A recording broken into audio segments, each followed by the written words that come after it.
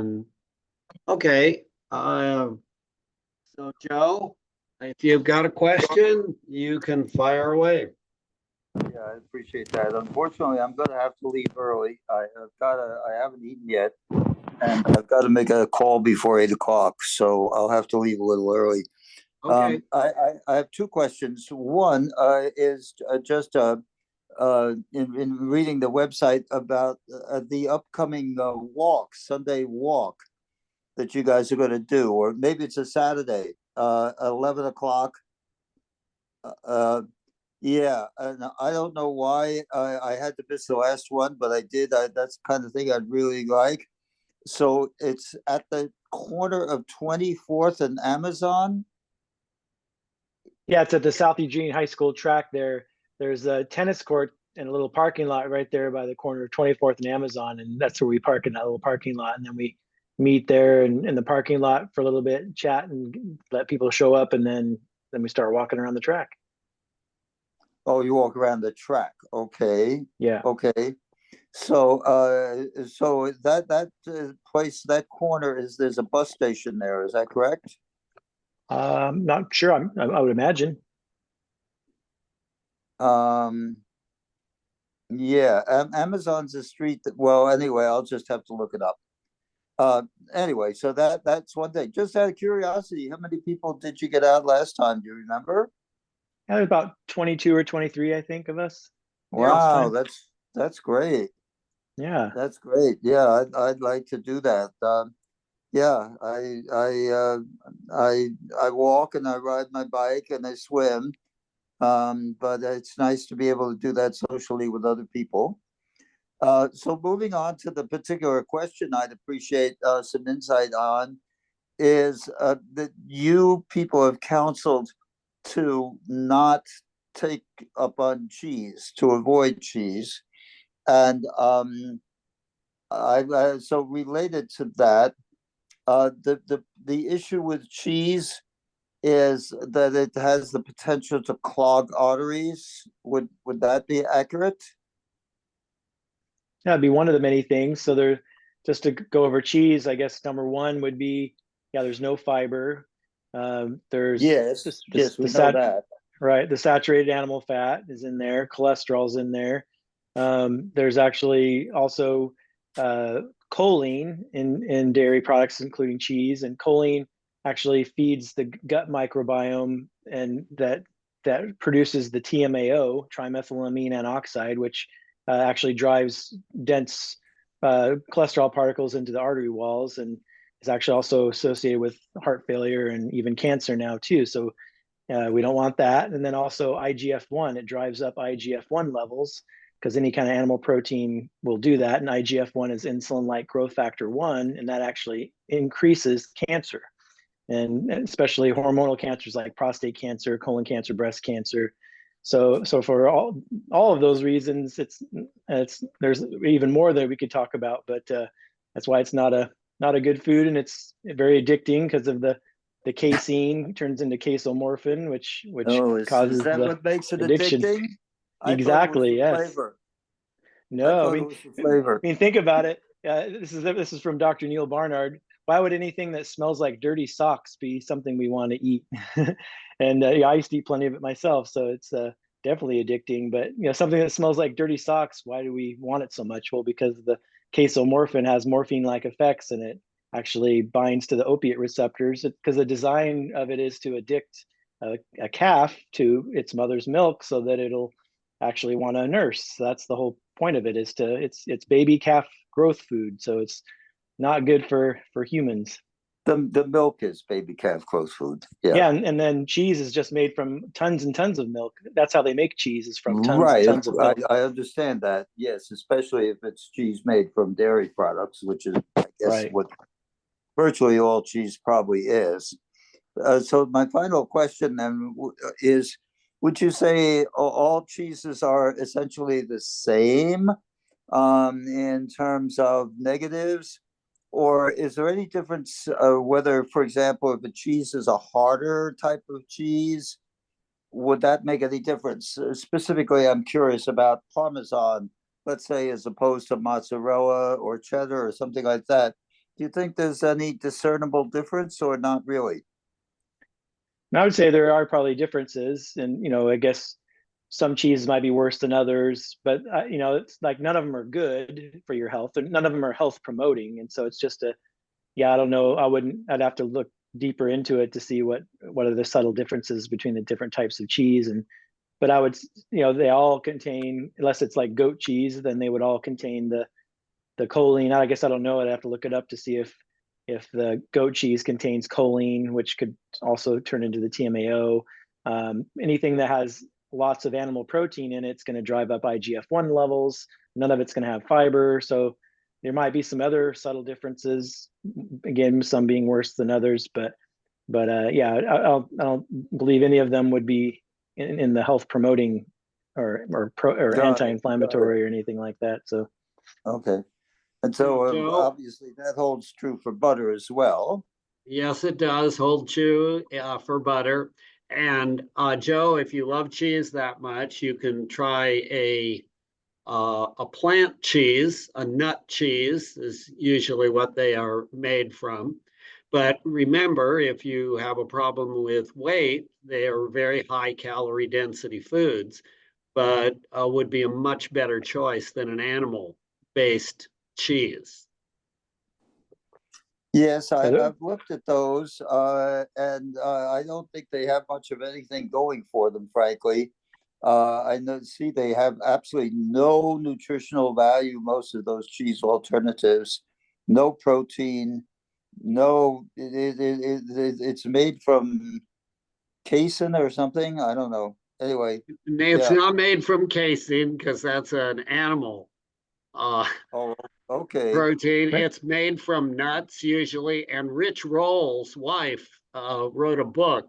Rich Roll is a triathlete, ultra marathon champion who eats probably a bit of cheese as he burns a lot of calories, but it's plant-based cheese and your taste buds learn to like it after a period of time, just like when you learn to like, instead of whole milk, 2% or 1% or non-fat. Well, I don't do any milk. I do almond milk. Okay. So there is some Yeah. value in nut cheeses. The question is do you want the calorie density associated with them? And if you're thin, losing weight, you need to gain weight, having some of those would be a reasonable alternative.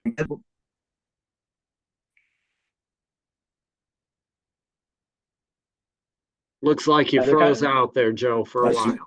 Because they are pretty expensive. One of the ones made from cashews are pretty expensive, but they would have a fair amount of protein because nuts have a lot of protein, so they're made from cashews and nuts. Yeah. Okay. I was just trying to look at some cheese that I got at Trader Joe's today, alternative cheese that I think was made from cashews. At least it had some protein in it, but I can't find it in the refrigerator. I didn't think to try to locate it in advance. So I think I've taken enough of everybody's time. Thank you for that solid information. You're very welcome. Anybody else have any questions or thoughts? There's a question in the chat. It says, I have a question about calcium score and how to proceed with high cholesterol and poor ratios. Yeah, that was me. Yeah. So I had my blood work done a while back, and I was on Crestor with Dr. Ford. And my new doctor, after he left OMG, suggested I get a calcium score before we increase the Crestor. And the calcium score ended up being 170, which I think is relatively high, higher than I'd like. And so far, I'm staying on Crestor at 20 milligrams. I've been on it for maybe 2 months. And what's that supposed to do for you, that Crestor? What's it do? Supposedly helps with cholesterol lowering. I'm not sure exactly what it does. I'm worried about the high cholesterol. And so in addition to the cholesterol lowering medication, I'm hoping to make other changes, dietary changes, to improve my health. And there's an awful lot of information out there that's conflicting, and I'm not really sure which direction to go. Great. You came to the right place. Do you want to go first, Charlie? Yeah, so congratulations for coming to a place where we're just gonna not try to sell you anything. We're gonna try to share resources with you that you can try to evaluate on your own, just like Scott and I evaluated on our own. I started 12 years ago, and I did this because my wife was 63 at the time. Her father had died of 41 of his first heart attack. Her mother and brother had both had bypass surgeries. They were in their early 60s, as she was, and she was next in line. So we read this book, How to Prevent and Reverse Heart Disease. It's a study at the Cleveland Clinic. And I'd encourage you to get a copy of this. It's by Caldwell Esselstyn. Are you familiar with it at all? No, but can you give me the name again? Yeah, it's Prevent and Reverse Heart Disease by Caldwell Esselstyn, Esselstyn. You can find it on Amazon, download it on a Kindle or whatever. It's Okay. not an expensive book. It's only about 110 pages or so. It's a study at the Cleveland Clinic where they took end-stage heart patients, people who kept having one heart attack or stent or bypass after another. And their cardiologist told them, hey, there's not much more we can do for you. 5 of them actually were told you probably won't live the year out. Well, Esselstyn put them on a totally whole food, plant-based diet. It was probably pretty strict from your point of view at this moment in time. And from my point of view, I did not want to do this. But I thought about my wife, and I didn't want to lose my wife. And now it's been 12 years and she has no evidence of heart disease, pretty much the only one in her family, because of the dietary change. And so we love what we're eating right now. My cholesterol dropped from 240 to 148 in 30 days. 30 days, no pills. Nice. And so I was a non-believer totally. I had no additional exercise. I jumped up and down with excitement because I had been on 3 different statins. They all gave me diarrhea. I said I'd rather die than live with the consequences of that or niacin or any of the other drugs. I'd rather live a shorter life expectancy. Well, now I no longer worry about heart disease. I'm 75, going to be 76, take no pills. And we want that for you. But how did we find it? We found it through the discovery of the study at the Cleveland Clinic, but that's not the only study that they actually reversed heart disease. They took these end-stage heart patients, several of them who were told you're going to not live the year out. At the end of 12 years, they were all alive, no further heart attacks or bypasses, stents or anything, except for one guy who after 6 years said, I feel so good, I'm going to go back and eat how I used to. It's the food.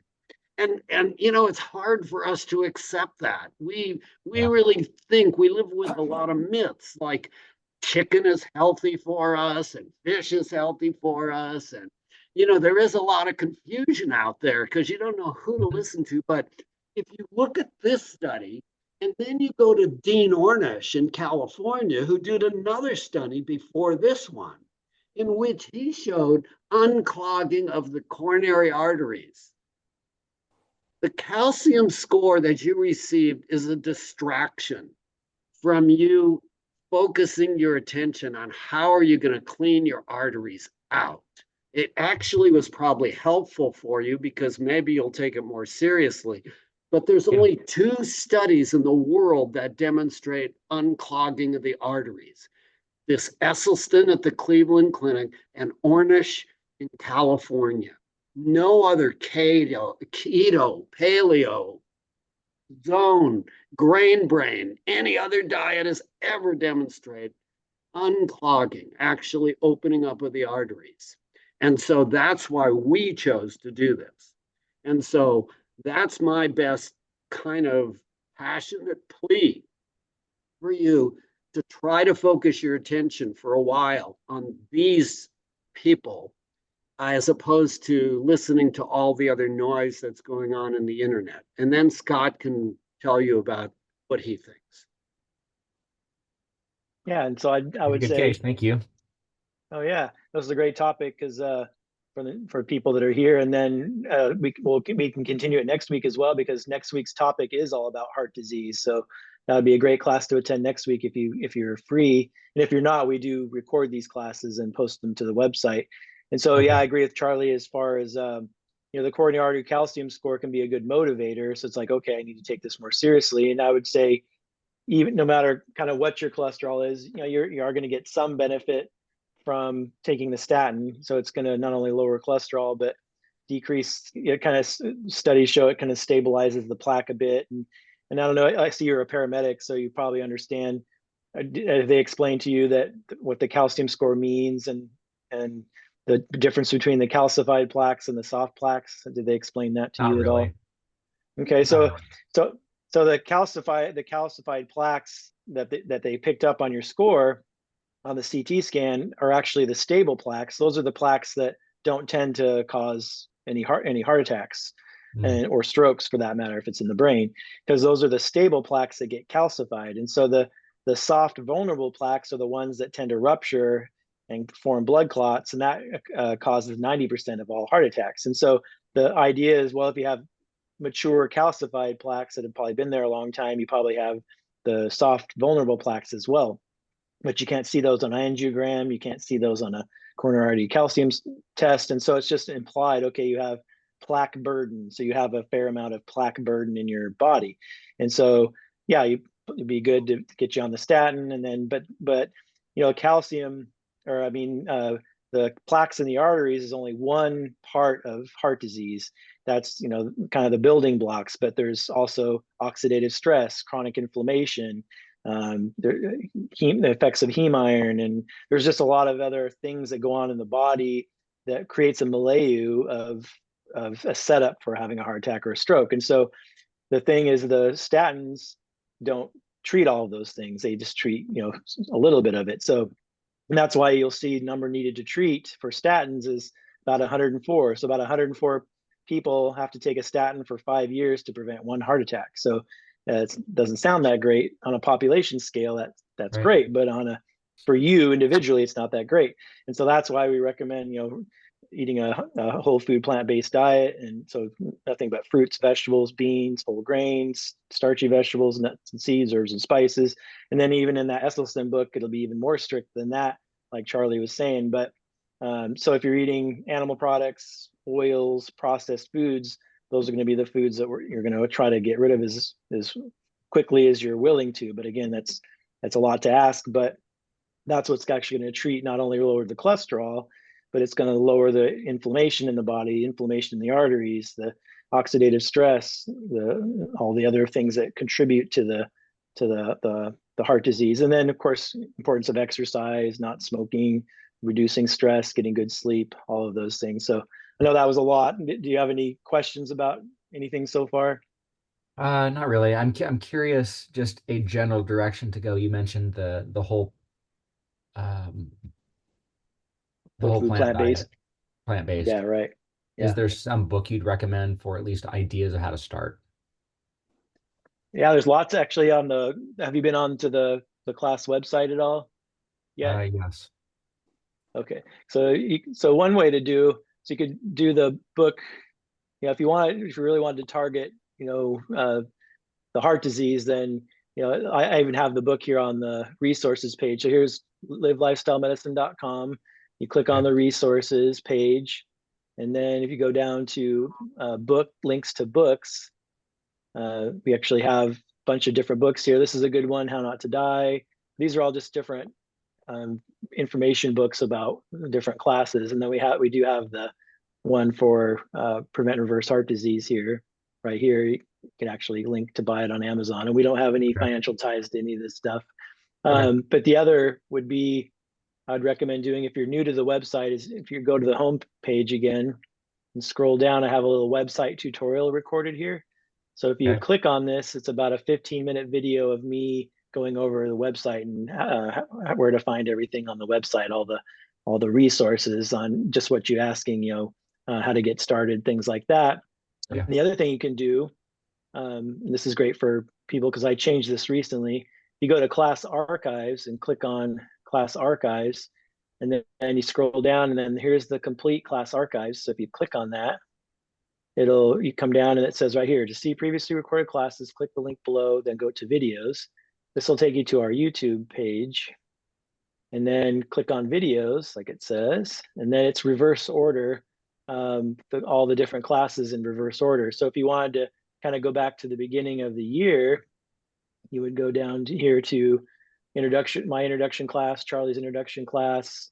You could start there. Then we also have a couple of classes on meal preparation and planning.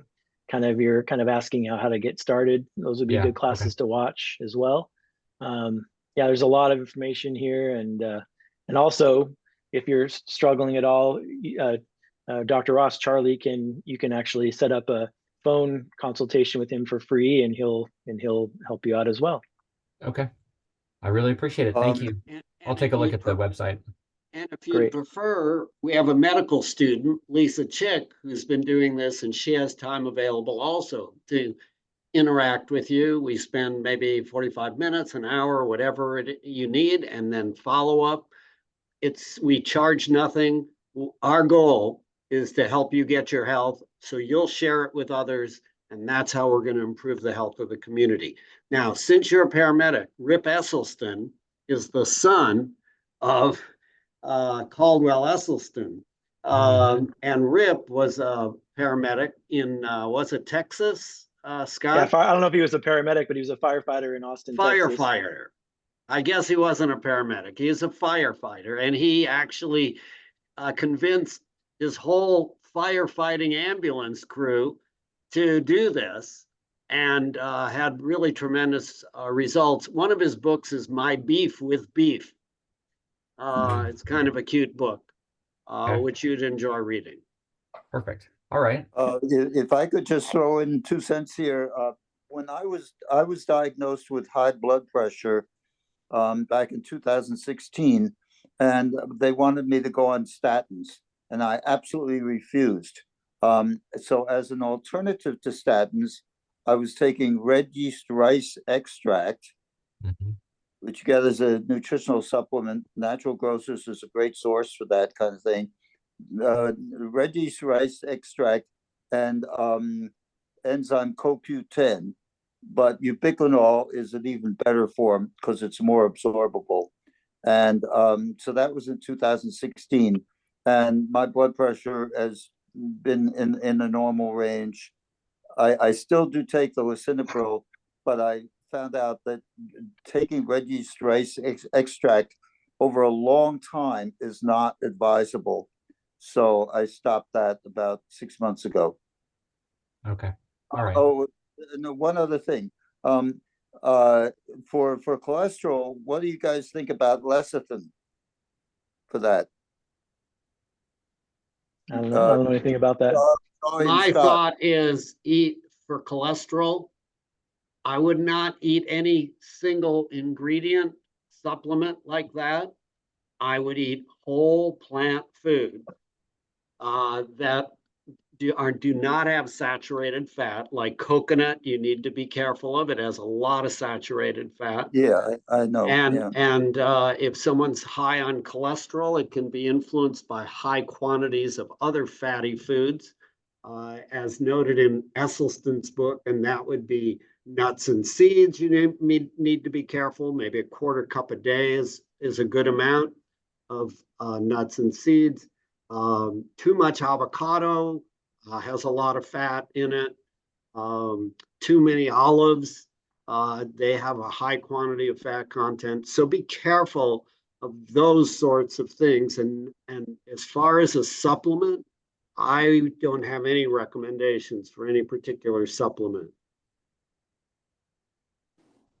Well, it's been my understanding that lecithin acts as kind of an emulsifier.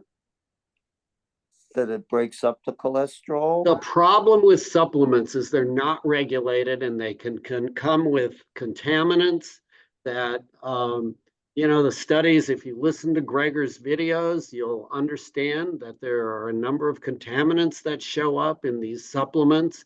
And they oftentimes don't even have the ingredients that they say they have on the bottle.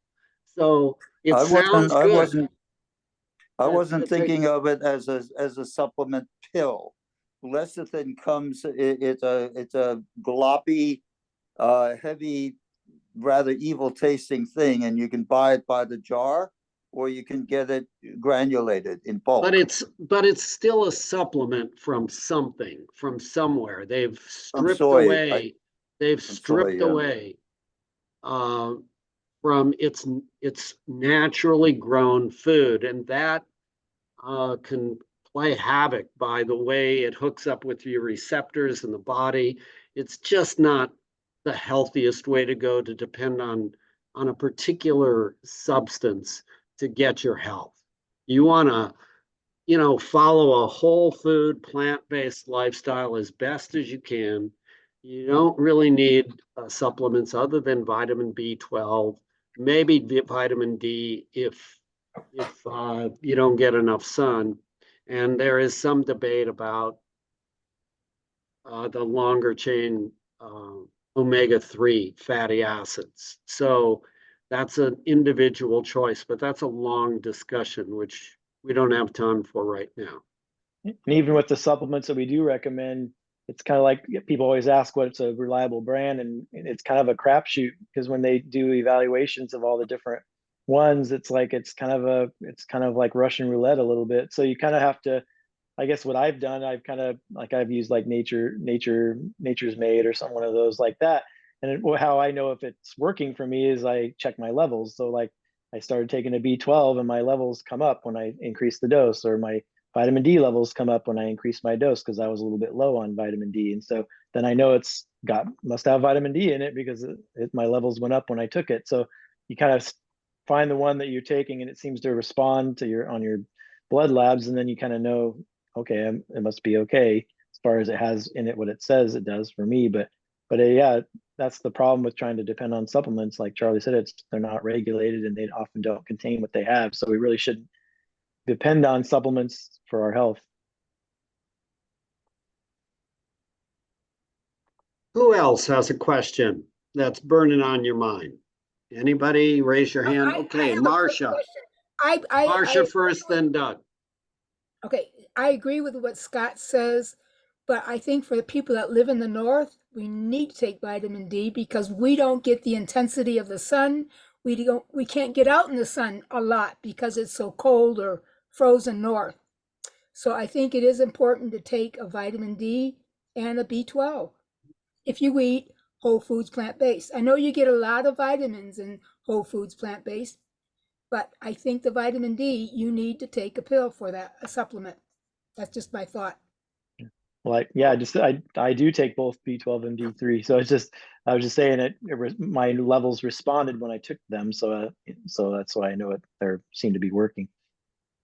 I will tell you, Marcia, there have been some a recent I don't know what I would call this, some debate and discussion about the benefits of vitamin D supplementation, and we're keeping our eyes peeled as we read through or listen or hearing as to the ultimate outcome, because some people are saying that it's not preventing fractures, and that it even with supplementation. Well, and I do a lot of weight training so that I keep my muscle mass strong. But I think, oh gosh, I lost my train of thought here. Yeah. So the thing is I take vitamin D also, but just within the last 6 months, there have been a couple people who have come out with some, what they claim are studies that are showing that there really may be significantly less benefit to taking vitamin D than we believed in the past. You know, and the one thing that's important, you mentioned doing exercise. So many people depend on vitamin D to keep their bones strong, and they leave off the exercise portion, and that is not the healthiest road to go. No, it isn't. And I was thinking in the book, not How Not to Age with Dr. Greger, he's not a really fond of vitamin D. He wants you Yeah, to get out in the sun. But right. frozen north, you can't always get out in the sun. Very good point. Okay, Nancy or Doug next. First Doug, then Nancy. I have a couple testimonials. Maybe 20 years ago, I had I was pre-diabetic. A1C would get up to around 6. My primary care told me I was going to become diabetic. I went to some classes at a hospital and did the traditional diet, and I was able to maintain it at the pre-diabetic stage. And then going on fairly stringent whole food plant-based about 3 years ago, I'm no longer pre-diabetic. And then, because I have atherosclerosis, my doctor put me on statins.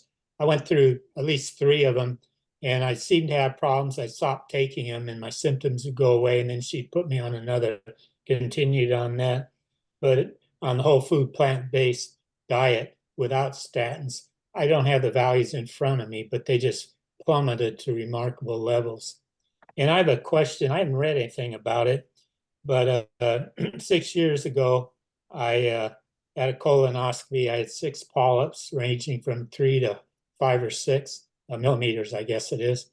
And so because of the size and number, 3 years later, I had to have another one and similar results. And then a few months ago, I had another one, and being on pretty much whole food plant-based, they're now 2 polyps, 2 millimeters.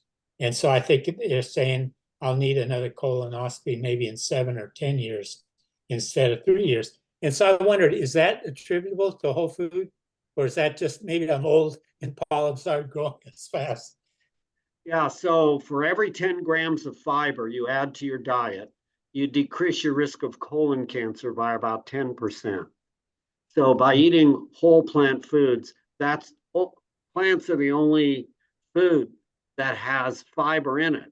So if you've eliminated a lot of all the animal products, now you're eating so much more fiber, you've really reduced your risk for developing colon cancer. Yeah, I hadn't read anything about, I guess I've read about some cancers, but I hadn't read anything about specifically for polyps. But of course, that's a precursor. Correct. Okay, thank you. You're welcome. Thanks for sharing that. Nancy. Yeah, I was just curious. I noticed I'm out in the yard a lot gardening and so on, and I in the summer I get a tan, even though I cover up I always wear a long sleeve shirt, but sometimes wear shorts and so on. And so it seems like the tan lasts all winter. And I just wonder if the vitamin D also lasts all winter, if I have a tan that lasts all winter. Just out of curiosity. If you have more fat, then What? you can store, if you have more fat, the vitamin D would be stored in the fat cells. So some people can maybe carry a bit more vitamin D for a longer period of time. If they're thinner, they wouldn't have as much vitamin D throughout winter. So I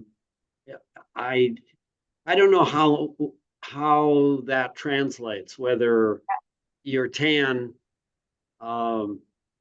makes a difference. Scott, what are your thoughts on that?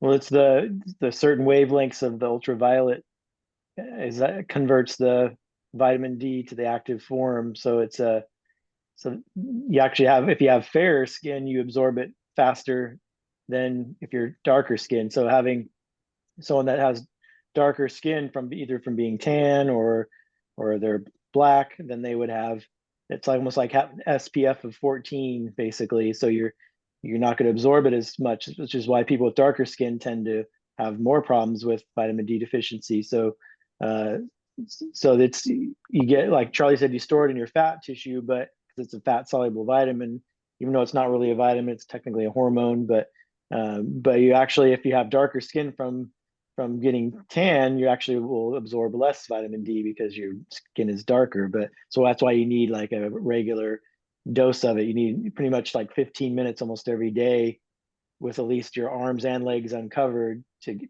technically, if you have fair skin, to get enough vitamin D from just the sun. But again, like, yeah, most places, Northern Hemisphere, we're all covered up and we don't get enough that way. But and that's why the recommendation for the supplement. But I don't know if that answered your question. Well, it just seems like always before I never noticed that I had a tan in winter, and just, I mean, this year I noticed that, hey, it pretty much lasted through the winter, which I thought was kind of strange, but I'm fairly fair. And then I have another thing. You know, a lot of times I talk to people about vegan or whole food plant-based diet, and they just kind of like, you know, there's just like block. They can't even imagine eating vegan. And I was just wondering, considering everybody's complaining about the price of food and so on and so forth, if, I don't know, I mean, I would be willing to work on it, but, you know, I don't want to be the only one. But having a class called Healthy Eating on a Budget, where, you know, you use whole food plant-based to do the healthy eating on a budget. And maybe, I'm just wondering if that would be less of a turnoff to people than, you know, talking about a vegan diet. You know what I'm saying? Because I don't know, I just get so many people that, oh no, I can't do vegan. And I'm just wondering if that was a kind of a way to slip under the radar of doing a whole foods plant-based diet. I used to be one of the people that was, there's no way that I'm eating vegan. I used to laugh at my partner who'd bring us salads for lunch. And so it took an issue of concern about my wife's health for me to make a decision to do something different. So sometimes it takes some motivating factor. I rarely talk to people about using the word vegan diet because of the issue of being a junk food Right. vegan. So I've dropped that out of my vocabulary, although I do understand it when people talk about eating a vegan diet, like Dr. Barnard. He likes to use the word all the time, and he uses it indicating that it really is whole plant foods, not the junk food Oreos and French fries that are soaked in oil. So, you know, to get people to get interested, probably one of the better strategies is to just tell them how much success you've had and how well it's done for you. And ultimately, it's up to them to say, geez, we like the way you look, we like the energy level you have, and we want that for ourselves. And then they hop on board oftentimes. Well, it seems like the no meat thing is the big, you know, no, I can't not have meat. Yeah. So go ahead, Scott. Yeah. I was just gonna say, if you don't want to use the word vegan and scare them away with vegan or no meat, and you just want it to be cheap, because a lot of people think it's expensive to eat healthy, you just start focusing on the foods that you should eat that are the most healthy, can be really cheap. So if you buy your grain, go to Winco and buy your grains in bulk, and buy your beans and dried beans in bulk, and cook them in a crock pot or an Instapot, and then get, you know, produce that's on sale on you know, on clearance or whatever, things that are in season, and just lots of fruits and vegetables and beans and whole grains, and potatoes are cheap. And you know, you can really eat really simply. The healthiest way to eat is the more simple way to eat. You know, you need to buy, you know, vegan convenience foods or processed foods and things like that. That's what's expensive. Eating at restaurants and all the convenience products that are out there is what's expensive. But if you're just sticking to fruits, vegetables, beans, whole grains, and you get things in bulk, and it's actually really cheap. And if they aren't afraid of the word vegan, there is a book called by Ellen Jaffe Jones called Vegan on $4 a Day, and she shows how you can feed yourself for $4 a day eating plant-based. So there's a lot of it is a cheap way to eat. It's like I keep thinking, you know, I haven't bought eggs for years now, but you know, the flaxseed eggs, it seems like that would be so much cheaper to use a tablespoon or two of flaxseed than to buy an egg. You know what I'm saying? I mean, like I say, I don't know what eggs cost nowadays, but you know, I mean, that's be one way you could save money, even if you weren't trying to go Whole Foods or anything. So the way I try to introduce people to this is I have them download Dr. Greger's Daily Dozen app on their smartphone. Most everybody has a smartphone. I go through the food choices and I say, pick anything from these food. If you really want to be the healthiest, it's your choice what you choose to eat. And then after they understand and they say, yeah, I like beans, I like potatoes, I like oatmeal and rice and fruit and some vegetables and whatever. Then I say, what is not on the list here? And let them kind of verbalize what is not. And again, I tell them it's your choice. But if you want the healthiest foods, you'll follow what's on this list, make it easy for yourself, and then come back and see me in a week or two and we'll discuss it further. That's how I try to go about it. Susan. It's Gary. Hi. Gary. My question is, if anybody had the pleasure of having any kind of dental work lately, it seems like more and more dentists, if they're going to do work, ask you to do a series of, a course of antibiotics. Yeah, in this case, in the case that I'm happening next month, it's somewhat elective. It's basically a deep cleaning, but he wants me to take 8 days of 2 different types of antibiotics. So I'm sort of like struggling with the issue. Just forget about the whole thing because it's not something I really want to do. Do you have any comments on that? My thought is if you don't have an active infection and he thinks that he's going to introduce bacteria into your life, if you have some kind of heart defect, you've had some infection in the bloodstream before, maybe it would be worth doing some prophylactic therapy for the hour or two before the procedure, and then maybe for 1 day after. But 8 days sounds like overkill in my thought process. But you know, I'm not the dentist. I don't know what the training is, but that's not how I was trained to use antibiotics. So I don't know if you have some underlying heart condition that he feels that he would want to use 8 days of antibiotics for someone who doesn't have an active infection. Doesn't really make sense to me. I have a feeling he's probably doing it based on the age, maybe. You know? Well, I would ask him to see an article that demonstrates that this is going to be a benefit to you before I would take 8 days of medicine if I didn't have an active infection. Okay, thanks. Yeah. I don't know if Scott, if you have any other thoughts on that issue, but seems I guess pretty... if he's had like as long as he doesn't have a artificial heart valve or something like that. Yeah.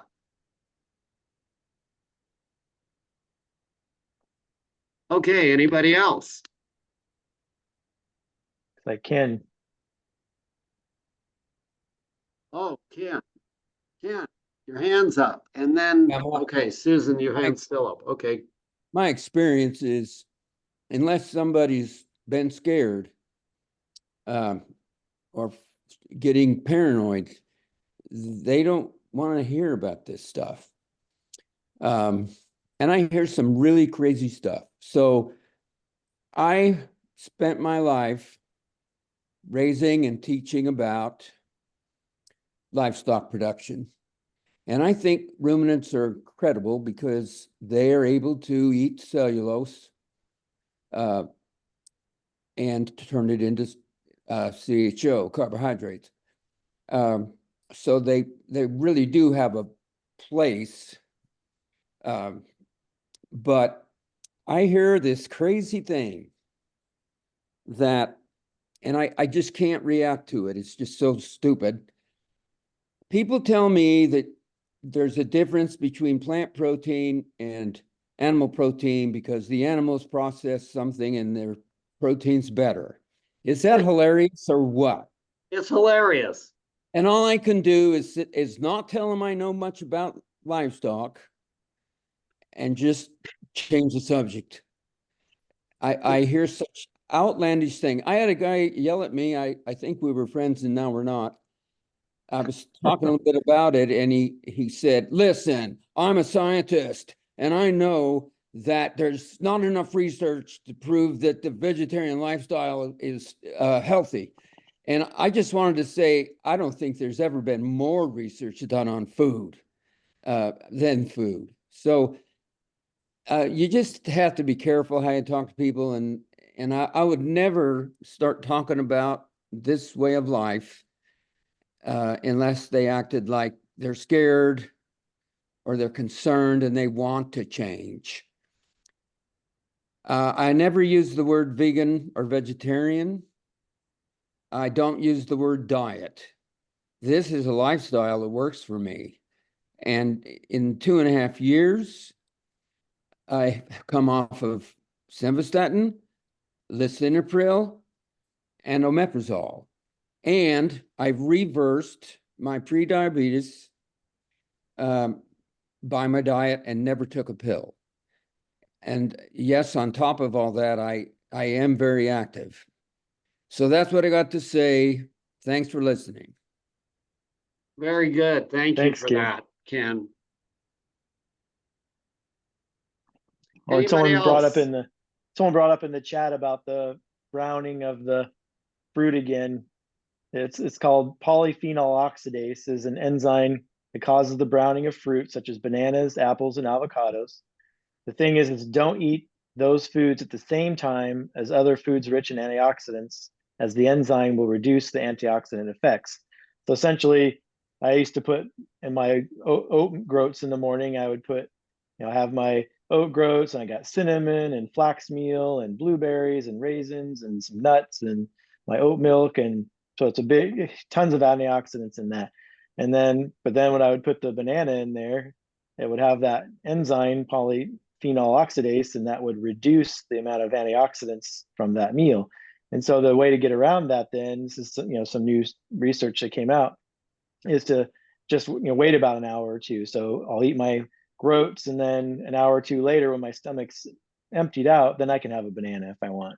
And so then I won't get the enzyme to reduce the antioxidant effect. So same with like smoothies. So we should probably, if we're putting tons of blueberries and other berries in a smoothie and leafy greens, and we're trying to get this big dose of antioxidants, which are really good for us, then we don't want to put in the avocado or the banana or the apple, because it's got this enzyme so it's the fruits that brown when they're exposed to the air.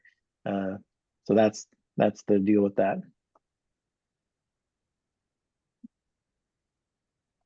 Other questions?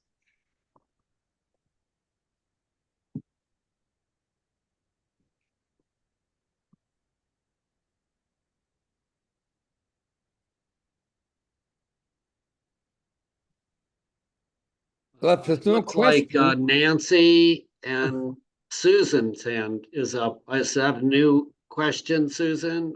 First Nancy, and then we'll get back to Susan. Unless your hand has just been up there.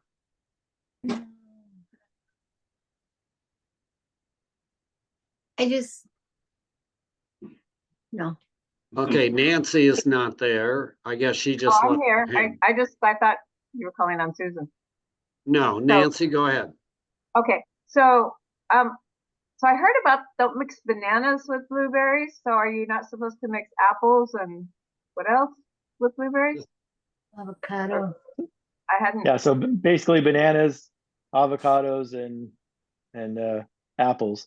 So any kind of fruit that turns brown when it's exposed to the air. So think about that. So like a mango doesn't tend to turn brown when it's exposed to the air. So a mango in your smoothie would be fine. with your blueberries and all the other antioxidant rich foods. You just don't want to eat anything that browns to be in your stomach within an hour or two of all those antioxidants. But you can eat them at a later time. Yeah, I've noticed some apples turn brown a lot easier than others. Does that make a difference? Or has that been enough research on that? My guess is that would be the case. So the faster it browns probably has more of that enzyme.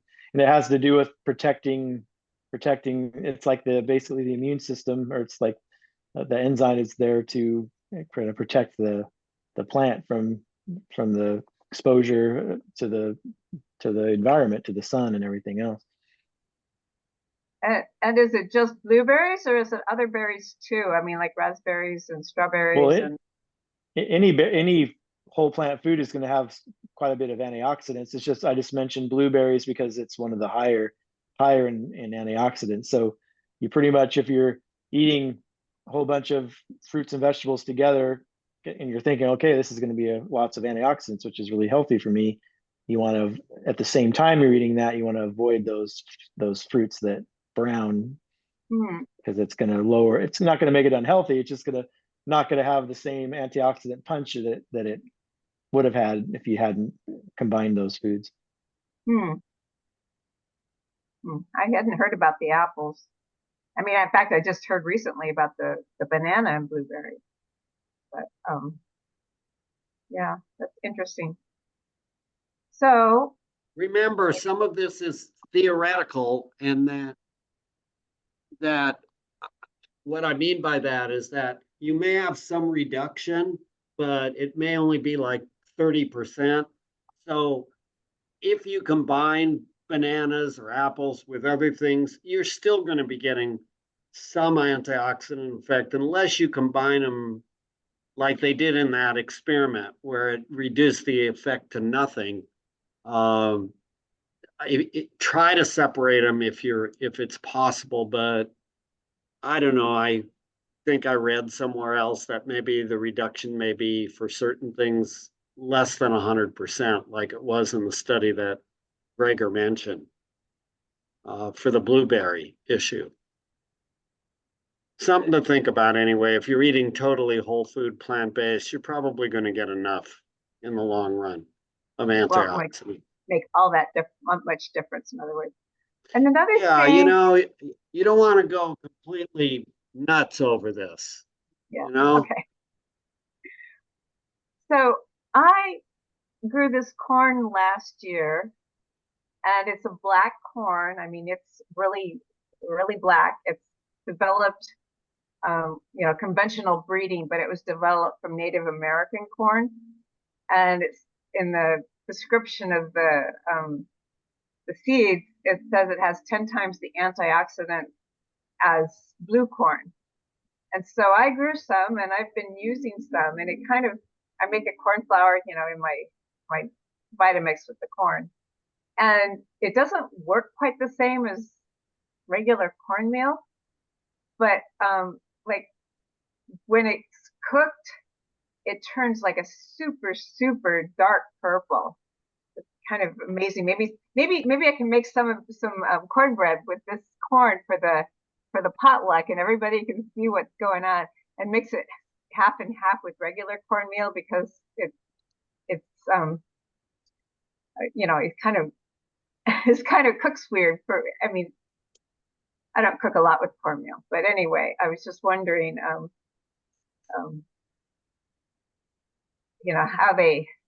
how that would fit in with everything else so yeah, I think what I'll do is I'll make some cornbread with that cornmeal, and everybody who goes to the potluck can. When's the potluck? I forgot. It's on Saturday the 15th of June at 6 o'clock at the park in Springfield at Day Island Park. Same place. So it's it's on the upcoming events section on EugenePlantBasedProviders.com. Yeah. All the information on what to bring and everything.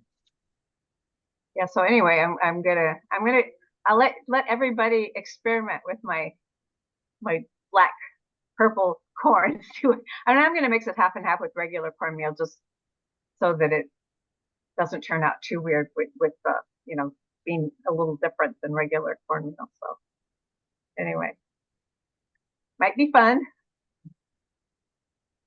That's good.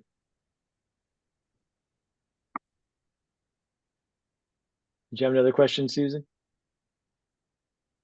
Well, I just want to say that I'm glad that it was clarified for me about the reason not to mix the blueberries and bananas and the other fruits with bananas, because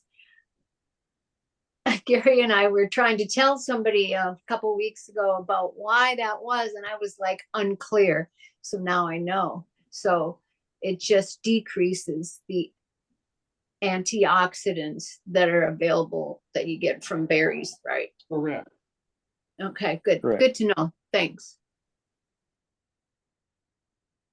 Doug? I about 6 months ago, I woke up in the middle of the night. I had severe flank pain that come and go. So, I know nothing, but I was thinking of kidney stones. So I started reading up on them in the morning and found out 90% of kidney stones are calcium oxalates. And I was eating lots of greens, primarily spinach, and I found out they have a lot of oxalates. So now I'm growing collards, arugula, and kale because they're on the low end. But is there any real concern about if you're eating primarily spinach, is there any real concern about kidney stones?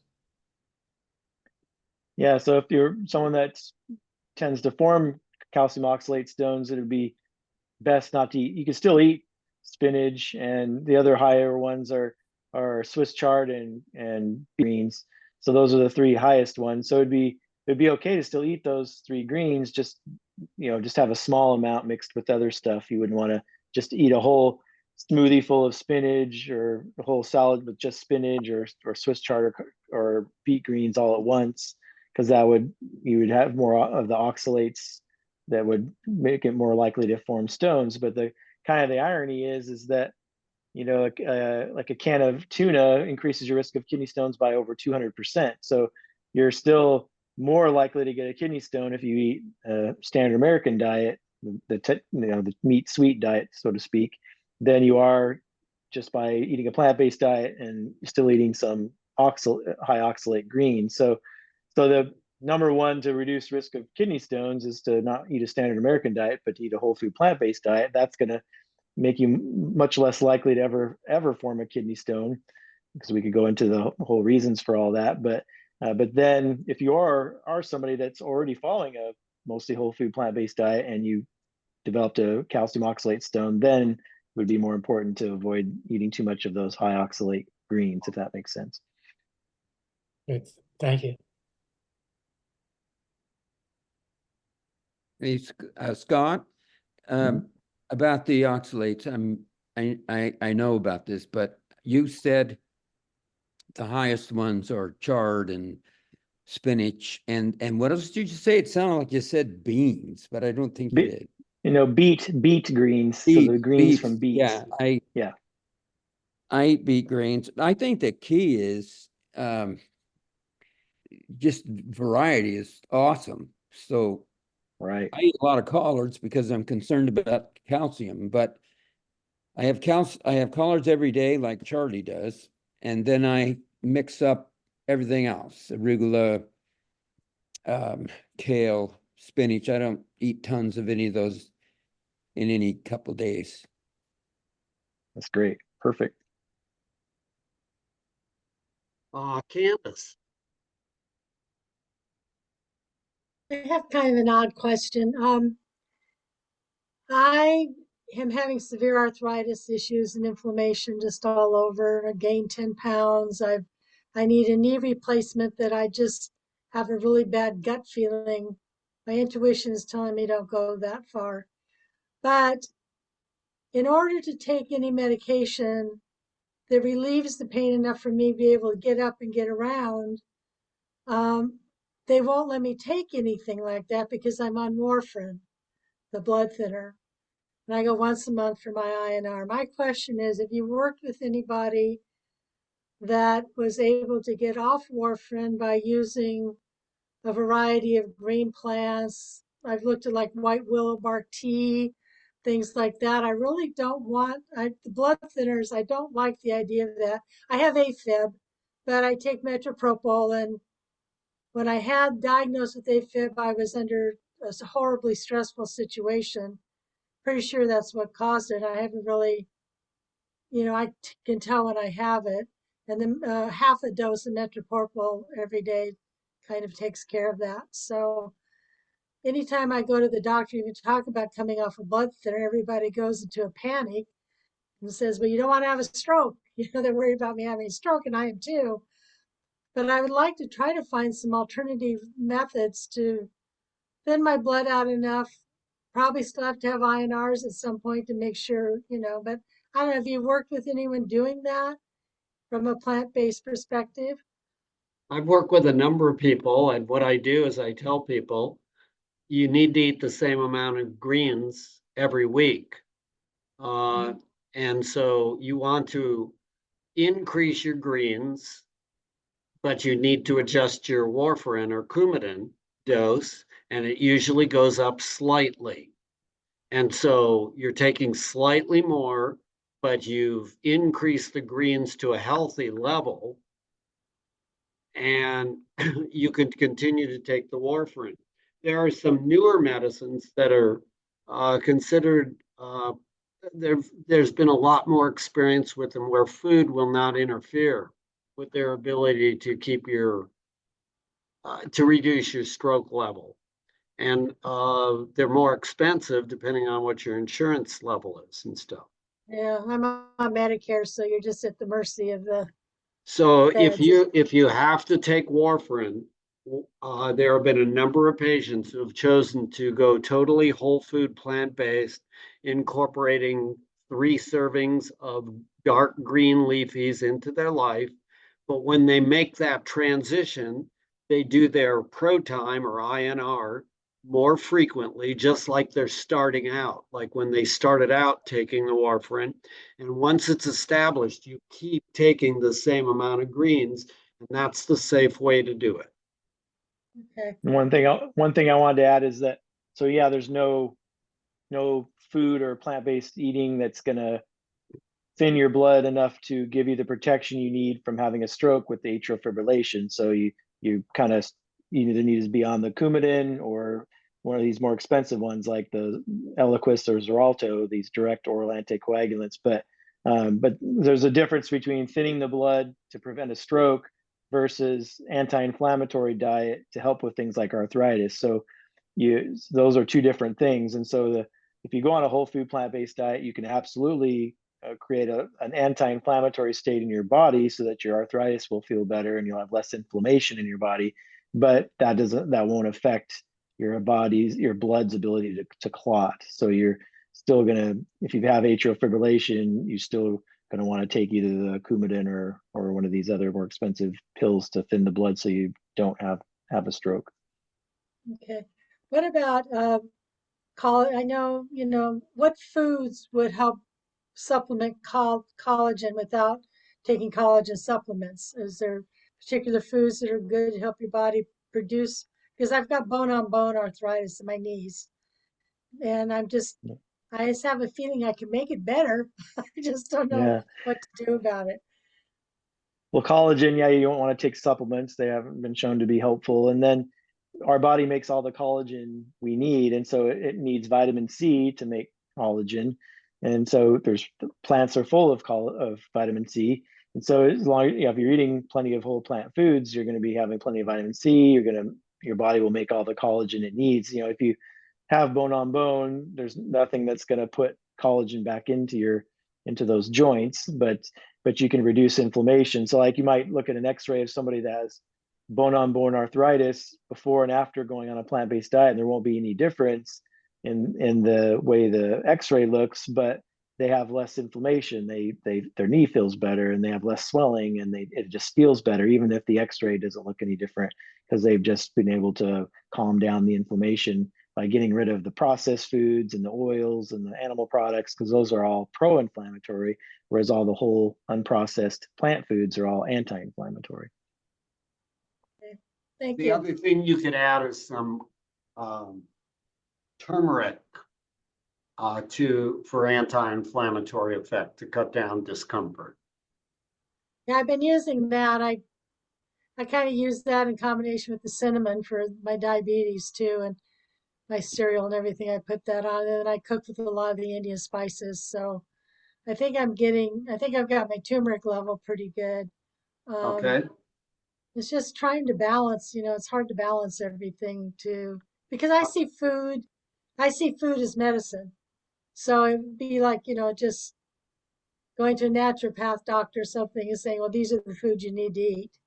But then I don't know what they know either. So Are you I taking trust you guys. the turmeric or curcumin with pepper, a pinch of pepper? On some of my foods, and some of the foods I don't like. On the oak roast, I put that and cinnamon on it for a sweeter. But I use white pepper and some other green Yeah. stuff. So, I don't know. so Gregor recommends doing a pinch of black pepper with the turmeric or the curcumin, because you get a whole bunch more absorption. Okay. I don't know if it's 200 or 2,000 times as much absorption. I can't ever remember that, Scott. It's 2000. So 2000 Yeah. curcumin is the yellow pigment in the turmeric, and that the curcumin is the anti-inflammatory. And there's basically an enzyme in your liver that blocks the absorption of the curcumin. And so the black pepper has an enzyme that blocks the enzyme in the liver. And so then you just get better absorption of the curcumin, which is the anti-inflammatory effect. So you can get, so you want you can go up to as high as a teaspoon of a day of turmeric, but usually at least a quarter to a half teaspoon is usually plenty. But yeah, just that pinch of black pepper is really important. Thanks. I wanted to say one thing too to Mark, looking at the Esselstyn book on YouTube. There's a lot of videos that he's done talking about this, and also his wife and her daughter, they do a cooking show of making plant-based foods that really adhere to what they're saying, as does Rep Esselstyn too, and those cookbooks. And I find them, they actually cook it in front of you and explain why they put stuff in, why they leave stuff out, and if they're substituting something. But it's really helpful to watch people cook that way, and it's not as hard as it sounds. It's really much easier to cook that than to cook a perfectly medium rare steak on a barbecue. So, cauliflower grills real good. Good thought. Thank you, Candace. Thank you. Susan. Unmute yourself first. Is my hand up? Yeah, it's still up. Sorry. That's okay. Doug.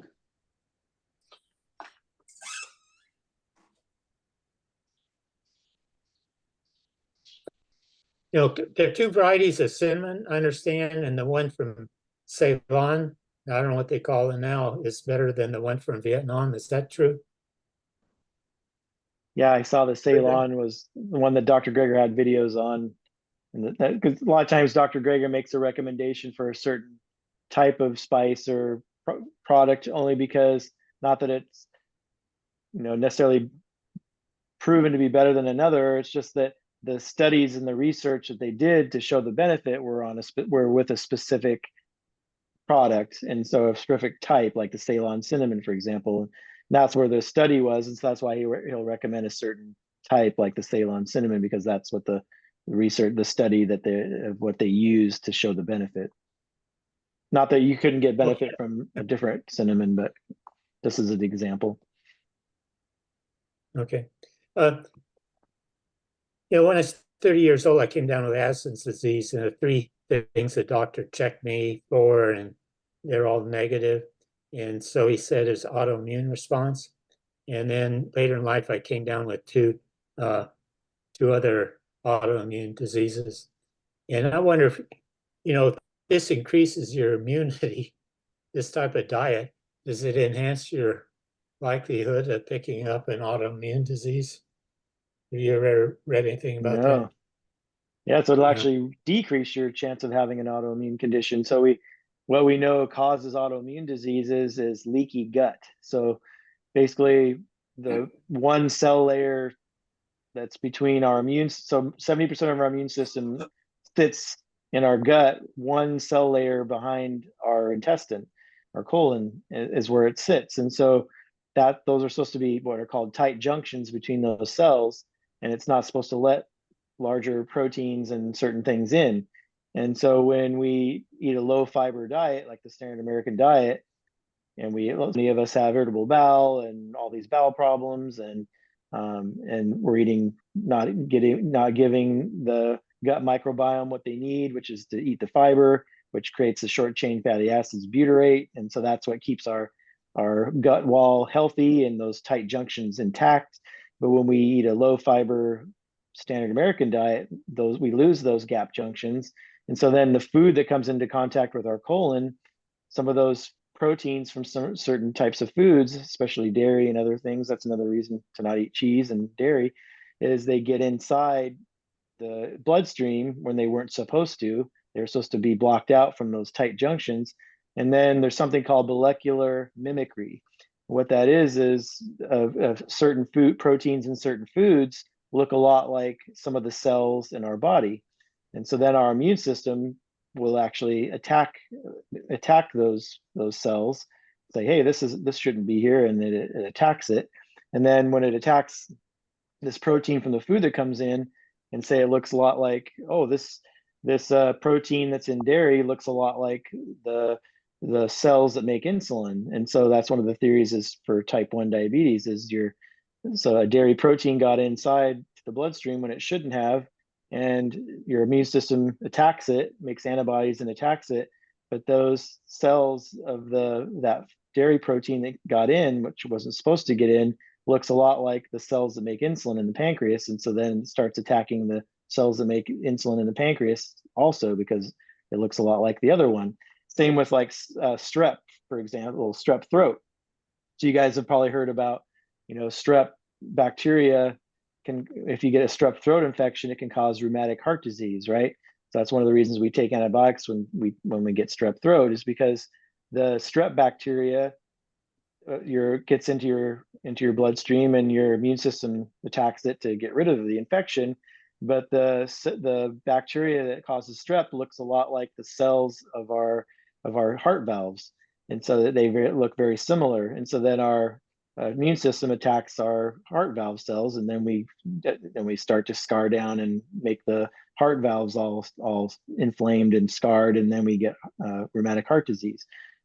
So it's just another example. So basically, autoimmune diseases that's how autoimmune diseases are created. So by reducing inflammation and having a healthy gut, we're less likely to have an autoimmune condition.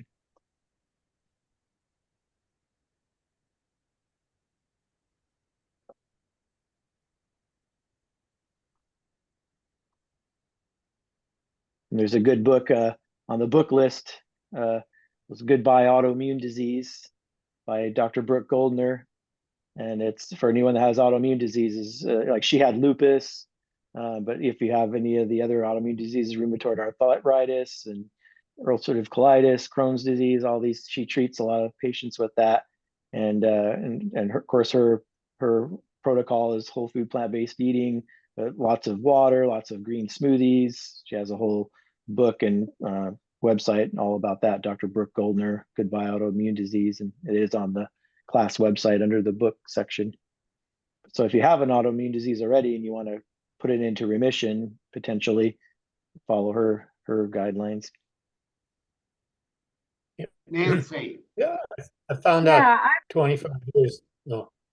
I keep running into people who have knee replacements and shoulder stuff and osteoarthritis. And I was wondering, in your practices and everything, have you seen reversals of osteoarthritis too, or just the rheumatoid arthritis? Well, as far as going into remission, the rheumatoid arthritis, but osteoarthritis, just improvement in symptoms. But like I was mentioning earlier, no radiologic improvement on it on an X-ray of a knee or a hip or a shoulder or whatever, but just less inflammation and they just feel better, less pain. I agree with Then when they go, Scott. then when they do have surgery, it's easier to recover. Would that be the case? Probably. Potentially, I haven't seen any studies on recovery time after based on diet. I'm sure there might be some studies, but I haven't, nothing that comes to mind. And my mom had her knees replaced, and I'm always worried about it, but so far so good, knock on wood. And I was just wondering how much good a whole food plant-based diet does to prevent that.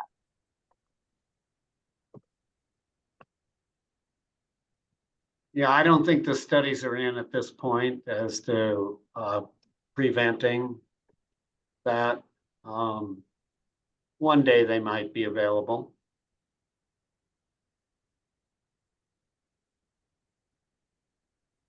Nancy, I was talking to a physical therapist who told me that they haven't released any, big studies on it, but in her practice, what she sees is that knee replacements are successful. It's a 50-50. About 50% of them people do really well. 50% of them people don't do well, and there's even people die from it. So, blood clots and things like that. So I'm trying to just avoid that by, as long as I can make it not hurt, I'll be happy. I don't think I'll ever have the mobility I had before I lost all the collagen pads and everything between the bones. But I think it's a elective surgery that's very risky because they're cutting into you and basically chopping your leg off and putting a new knee in there. And I think unless you get to the point where you just can't move at all and you're stuck, then it's something to look for. But I'm not at that point yet. I guess I've been very fortunate that it's funny because every once in a while I get kind of a twinge or something in my leg or something when I'm hiking, and I just it just kind of works its way out after a few minutes, or by an hour it's gone. But because my mom had her knees replaced, I'm always kind of worried about it. And somebody told me there was a new knee operation that was less invasive and easier to recover from, but I don't know much. Somebody just kind of mentioned that, so I was just curious. I'm keeping my fingers crossed that my knees are going to last me for the rest of my life. And my understanding is, I was just going to say, there are some newer things coming down the pike, so to speak. One would just be the pad replacement that they're experimenting with. And then they're doing where instead of doing the whole knee joint, they're doing 3D imaging and making a kind of a plastic knee joint that's supposed to be more pliable and it will work just like your own knee did because it will be the same. But nothing like that's being done that I know of in this area at this time. This is in California. A friend's going to get the plastic one, so I'll see how that goes. I may have to go somewhere else to get what I want, but I was hoping that just the pad things they put in there, that would be something that would be an option fairly soon, but I don't think so. I stopped jogging when I was in my 30s because that's about when my mom had her knees replaced, and I thought, oh, I don't want to have to do that. And so far so good, but I'm just kind of on the back of my radar, you might say, that maybe someday I might have a problem with it. Well, I figure if I could lose 100 pounds, I probably wouldn't have this issue and it wouldn't hurt. So therefore, that's why I'm staying on the plant-based diet for a lot of other reasons too. Yeah, well, I guess I lost my weight 15. Well, I don't know. I mentioned it before. I lost about 60, 70 pounds in 15 years. So I think I'm more or less the weight I should be now. but that doesn't mean you can't get bad knees. Because I know a lot of people who are slender and everything that still get bad knees, and I'm just kind of worried about it in the back of my mind, you might say.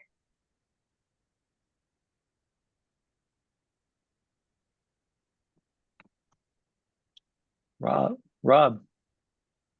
Oddly enough, I've had personal experience or firsthand connection to a bunch of golfers, 3 or 4 of them, who got knees replaced, and they were just couldn't wait to get back out on the course, but they had to go through the rehab period. And most of them went out and had much better time than before, when their knee was broken down and no good.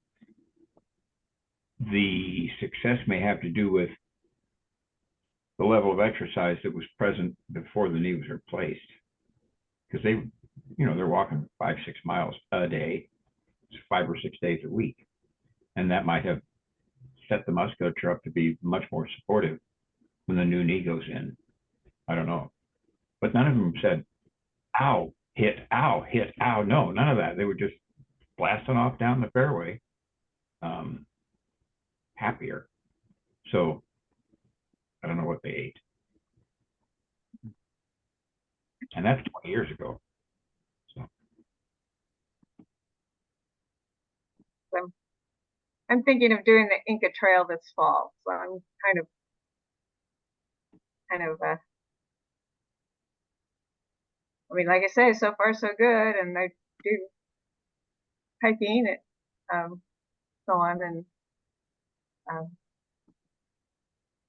Yeah, don't my want buddy, anything bad to happen. Yeah, my buddy's had 2 hips and a knee, and he rides his bike 4,000 miles a year and climbs mountains in Colorado. So he uses the hell out of those artificial joints. He wore his old knees out, and now he might wear his new knees out, huh?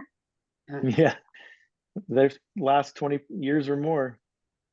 Yeah, well, maybe I shouldn't be quite so worried about it, but I just kind of a worry because of family history.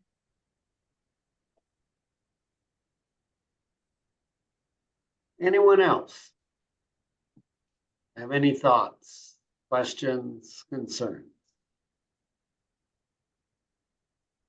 Next week is heart disease and stroke, and then the week after that is high blood pressure. That's what's coming up the next 2 weeks.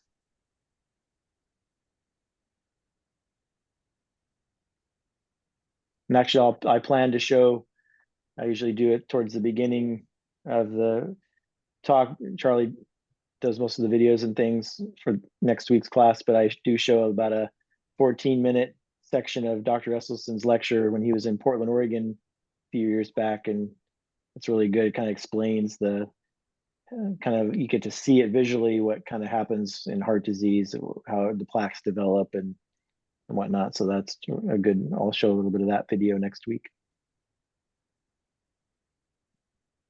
So I have a question. Is there a relationship between heart disease and kidney failure? How does that work? Yeah, so if you think about a lot of things, everything's pretty much connected, because anywhere the blood goes is going to affect it. So if you have plaque in your coronary arteries, you have plaque in your renal arteries. And so if you're not getting good perfusion and blood flow into the kidneys, it's going to injure those nephrons, those little individual kidney cells.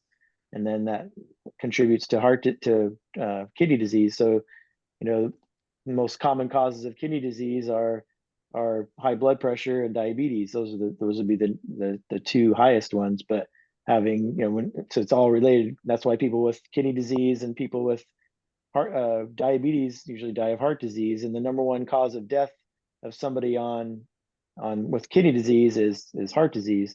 And that's why most people that have kidney failure don't even make it to dialysis, because they usually die of a heart attack before their kidneys get bad enough to need dialysis. Because my brother, he had bypass surgery at some point, and then not too long after, he developed kidney failure, and now He's on dialysis. So. Yeah. Lots of problems. Yeah. I just try to keep myself going. But I did a paddle raft trip down the Colorado River through the Grand Canyon.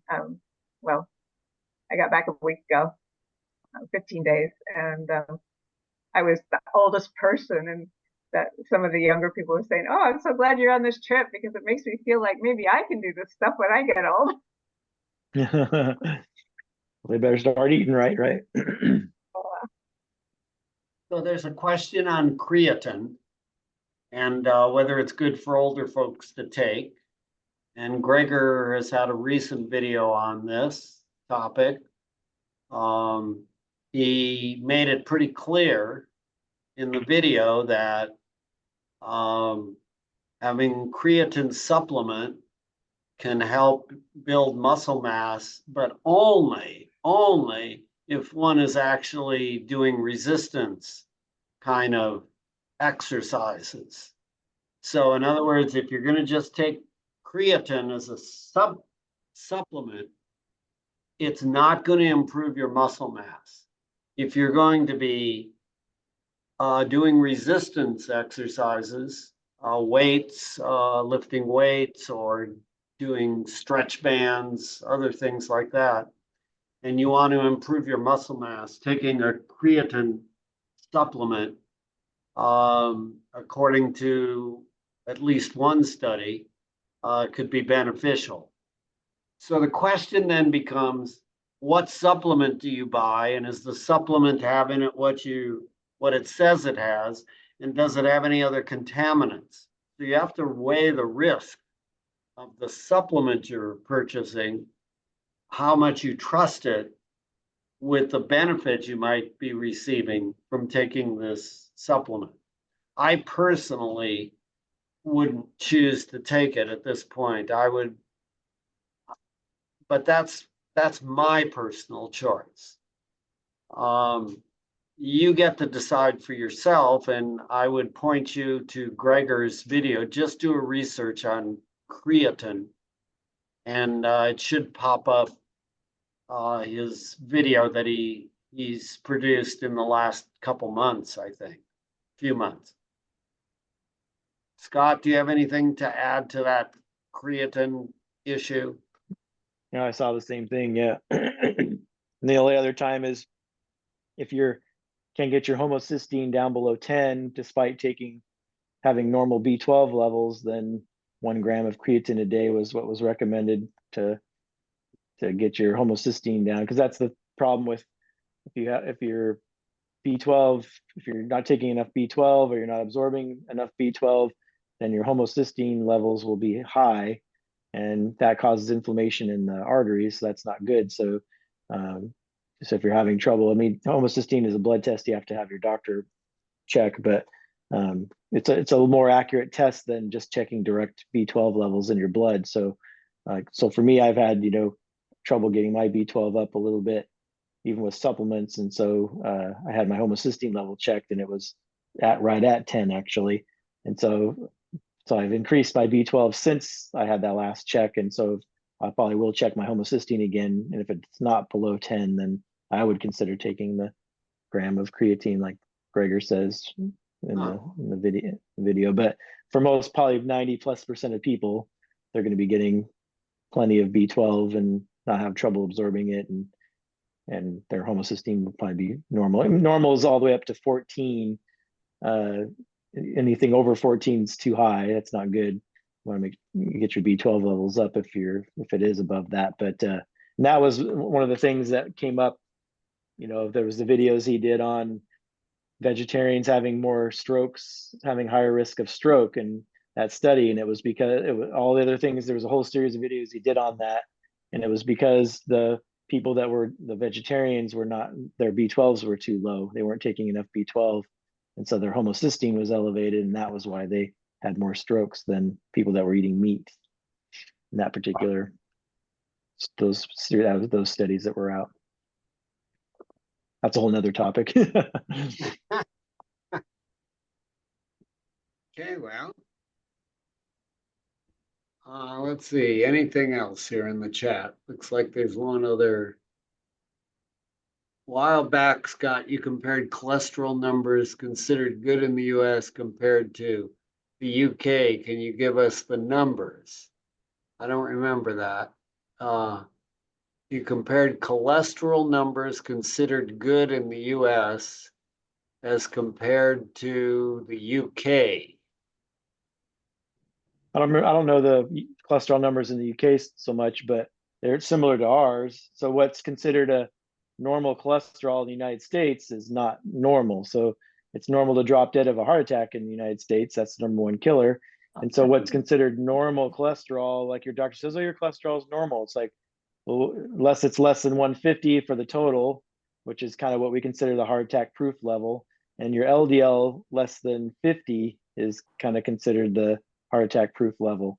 So if your total cholesterol is more than 150 or your LDL, the bad cholesterol is more than 50, then you're not in the heart attack proof level. That's not actually normal. So normal cholesterol is what a newborn baby has, which is about 120, 125 on their total and about 40 to 50 on an LDL. That's kind of what you're born with. And so it just goes up from there generally if you're eating the standard American diet, especially. So that's what I usually compare what I tell people is, yeah, your doctor says your cholesterol, but actually what are the numbers? It's really not normal. It's normal sick.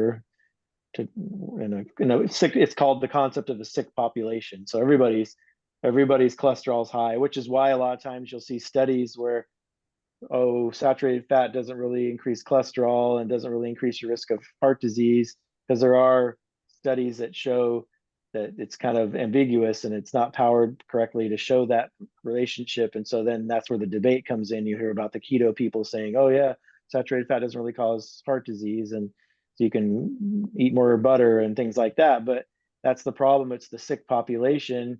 It's like a good example is if you did a study comparing people that smoke 4 packs of cigarettes a day versus another group of people that smoke 3 packs of cigarettes a day. They're both going to have high risk of having lung cancer, but you might not see that much difference between the group smoking 4 packs a day and the group smoking 3 packs a day, because everyone's at high risk. So it's the same thing with cholesterol. Everyone's eating the standard American diet. Everyone's cholesterol is high. So it's you're not going to see you're going to get inconsistent data on heart attack risk with different levels of cholesterol because everybody's high. And so it's the same thing as with the smoking. So that's why you'll see people will be confused about what they put out in the media and the different things. Oh, this study showed no relationship. And so that's how they kind of get you, because it's the whole concept of the sick population. But if you compare someone that eats a whole food plant-based diet that's got a total cholesterol like 120 and an LDL of like 40, and compare that to someone that's eating the standard American diet, there's a huge difference in heart attack risk. So that's that'd be like comparing someone that smokes 4 packs of cigarettes a day to someone that's never been a smoker, right? And so there'd be a huge difference. So 90% of all lung cancers are caused by people that smoke cigarettes. So, but there are 10% people that don't smoke that still get lung cancer. So that's just another analogy there. One last question before we break, and that's Karen. We understand you can't speak here, but it's a question on skin issues. Does anyone have luck with eczema? And I'd say yes. A number of people, their eczema is cleared by doing totally whole food plant-based. Also muscle pain, not joint pain. Has there been any success with muscle pain? So I think recovery from athletic injuries, recovery time has been shown to improve with antioxidants like blueberries and dark cherries and those sorts of things. So yeah, there's benefit. Is it for everyone? Perhaps not. 8 out of 10 people is sort of what we use as the general standard of how many people are likely helped.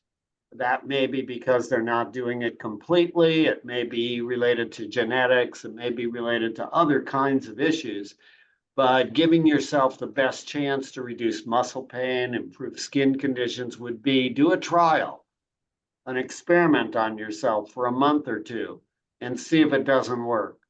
And if it does, you could be happy player. Thanks for the question. Yeah.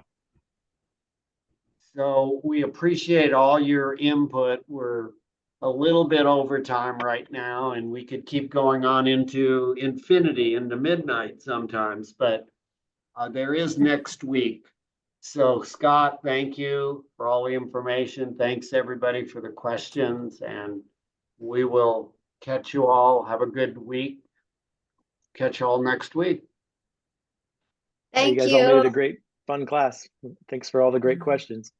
Yep. Thanks for all the great answers. We do our best. Take care.